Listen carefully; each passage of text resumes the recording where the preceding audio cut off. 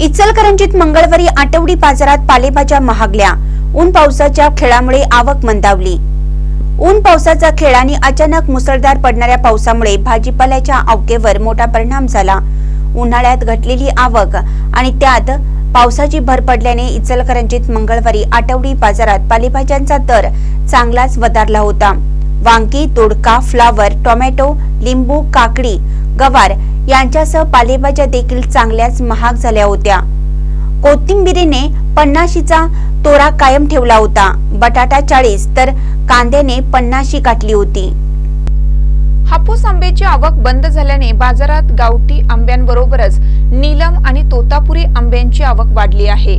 फणस आणि अननस देखील बाजारात विक्रीसाठी दिसत होता। एकूणच पालेभाज्यांसह फळभाज्या महागल्याने सर्वसामान्य माणसांचे गणित मात्र कोलमडून गेलं।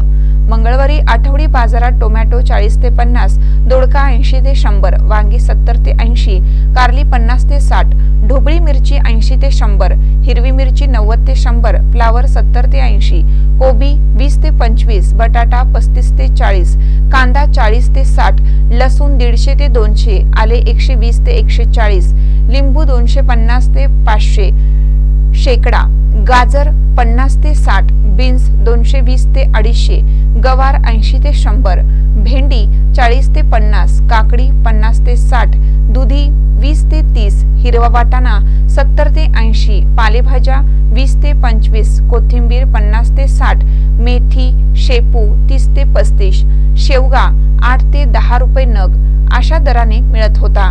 महानकर न्यूजसाठी सुभाष भस्मे, इचलकरंजी। ताज्या बातम्यांसाठी महानकरेला सबस्क्राइब करा आणि बेल आयकॉनला क्लिक करा।